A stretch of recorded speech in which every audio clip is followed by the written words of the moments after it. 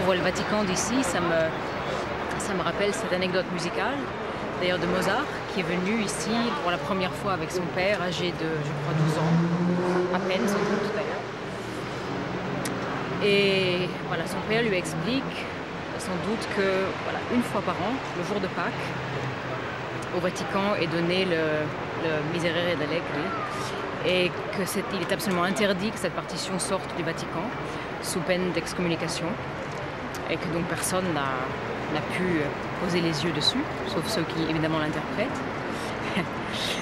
Et donc ils sont là pour écouter ça. Et Mozart, en sortant de là, couche tout sur papier. Note pour note. C'est quand même, ça c'est une histoire fantastique. Aussi ce défi enfantin, c'est dire, ah bon, mais ça n'est que ça, voilà. Bon, aussi cette capacité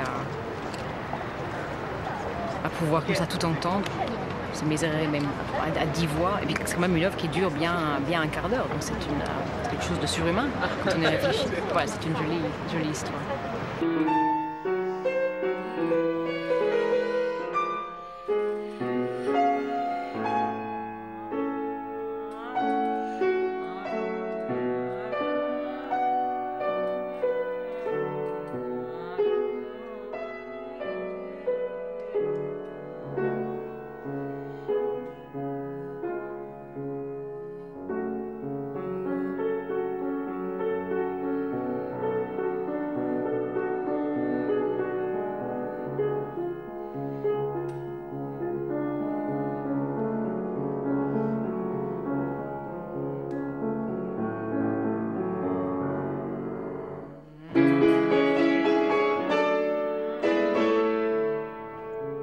Être interprète, c'est être médium en fait, c'est être un conduit entre l'univers du compositeur et l'âme enfin, collective et individuelle du public.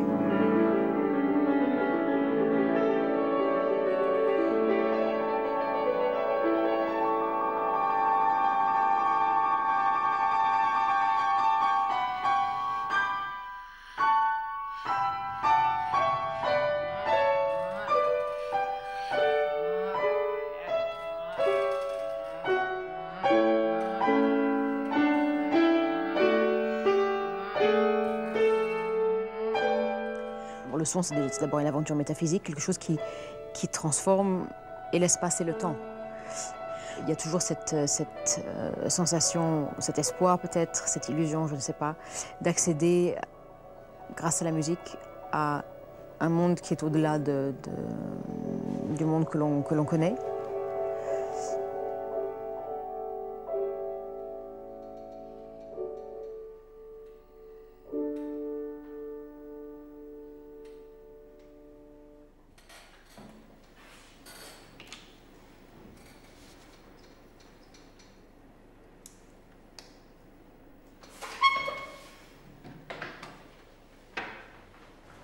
J'ai toujours dit que dès qu'on essaie de traduire même déjà une pensée, alors une sensation, n'en parlons pas, avec des mots, et bien tout de suite on l'a déjà trahi. Et ça, je crois qu'on en avait parlé ensemble, ça me rappelle une chose brillante que Zappa a dite, qui est que de parler de la musique, c'est comme de danser sur de l'architecture, ça n'a aucun sens.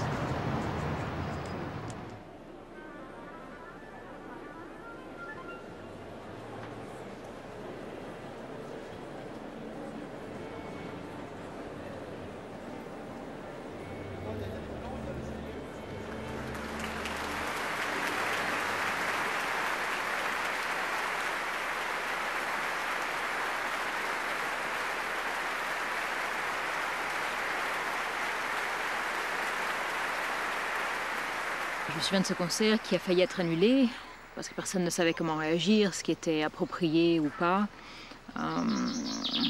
Et quand la décision a été prise de le maintenir, alors qu'on pensait tous qu'une grande partie du public ne serait pas au rendez-vous, alors qu'en fait ils étaient tous là, et il y avait une atmosphère vraiment poignante parce qu'on sentait que les gens étaient là, alors cette fois-ci parce qu'ils en avaient réellement besoin, ils avaient besoin de se rassurer quant à la... comment dire, encore une fois, quant à la valeur de l'homme et à son... il y a une certaine notion d'espoir qu'on valait mieux que ce qui venait de se produire. Et c'était extrêmement palpable. On était tous comment dire, attachés les uns aux autres comme un radeau de sauvetage.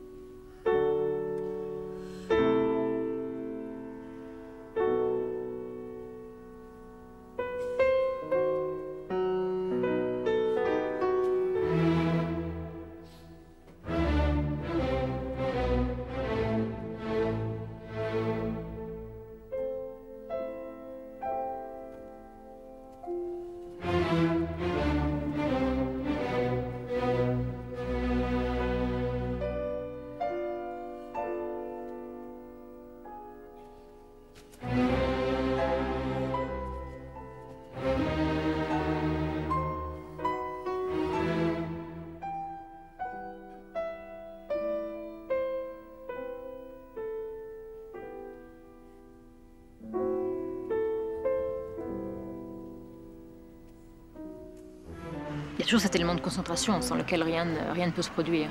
Et donc, quelles que soient les circonstances, il faut quand même trouver ce rapport très intime à l'œuvre et le faire de façon un peu, comment dire, détachée de toute autre considération. Ça, c'est nécessaire aussi. Autrement, on ne rend service à personne.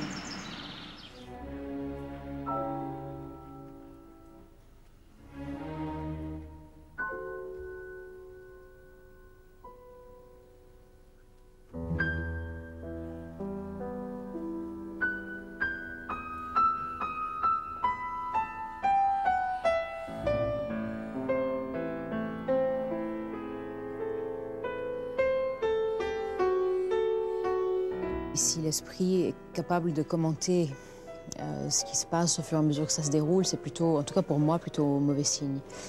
Les meilleurs concerts sont ceux où on est transporté. En même temps, il y a une conscience aiguë de tout ce qui se passe, mais pas avec un contrepoint de l'esprit.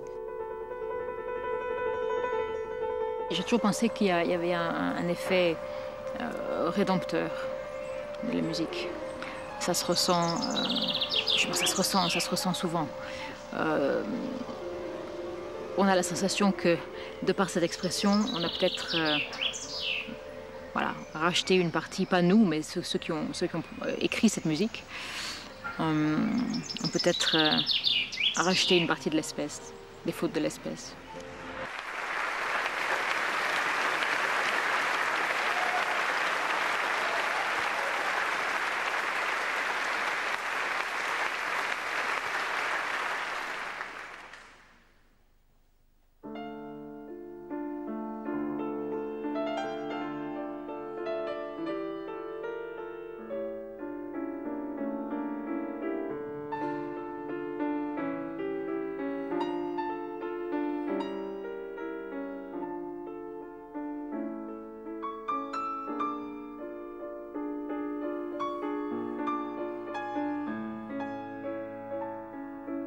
La seule chose dont je sois sûre, c'est que je n'aurai jamais fini d'apprendre et de découvrir, parce que chaque concert, on sort de chaque concert avec de nouvelles idées, de nouvelles perspectives, de nouveaux défis pour la prochaine session de travail. C'est ce qui rend cette profession fascinante et c'est ce qui fait, en tout cas moi personnellement, que je continue de me lever tous les matins que Dieu fait. Et ça, c'est une constante bienvenue dans mon existence.